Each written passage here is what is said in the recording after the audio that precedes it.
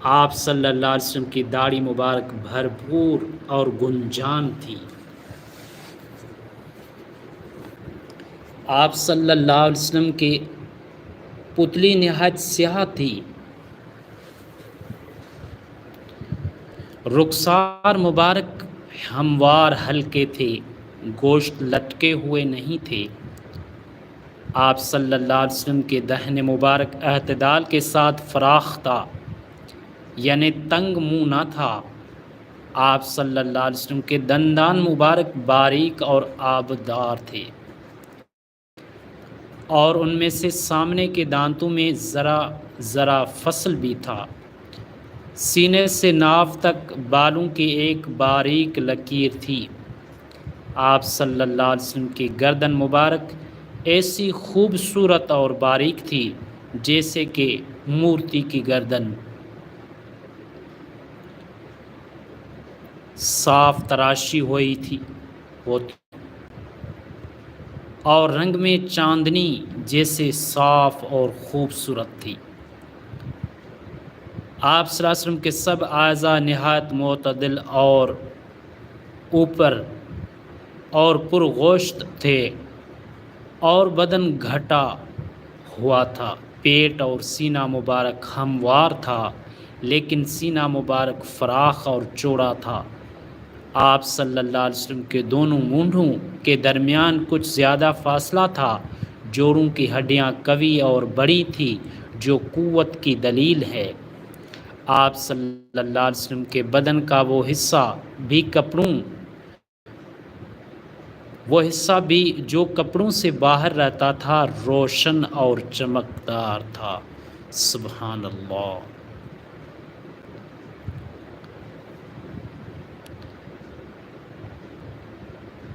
جائے کہ وہ حصہ جو کپڑوں میں ڈھکا رہتا ہو، سینہ اور ناف کے درمیان ایک لکیر کی طرح سے بالوں کی باریک دھاری تھی۔ اس لکیر کے علاوہ دونوں چھاتیاں اور پیٹ بالوں سے خالی تھا، البتہ دونوں بازوں اور کندھوں اور سینہ کے بالائی حصے پر بال تھے۔ آپ صلی اللہ علیہ وسلم کی کلائیاں لمبی تھیں اور ہتھیلیاں فراخ۔ آپ صلی اللہ علیہ وسلم کی ہڈیاں معتدل اور سیدھی تھیں، ہتھیلیاں اور دونوں قدم گزار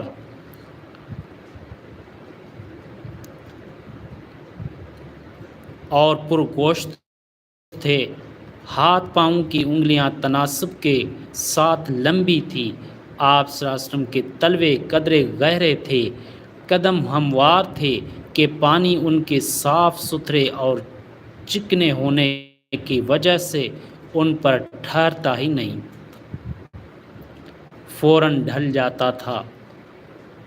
جب آپ صلی اللہ علیہ وسلم چلتے تو قوت سے قدم اٹھاتے اور آگے کو جھک کر تشریف لے جاتے۔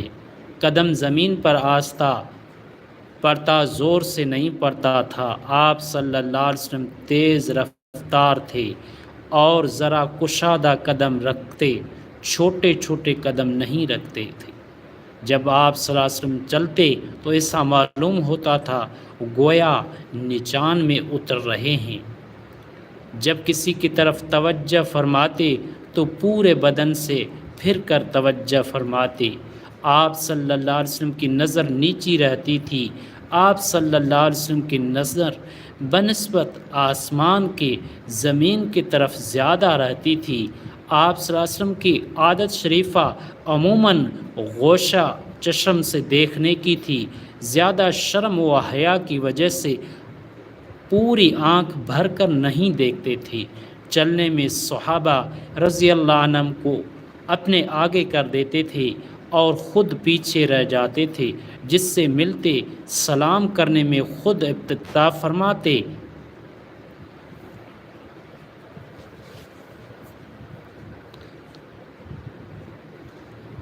سبحان اللہ۔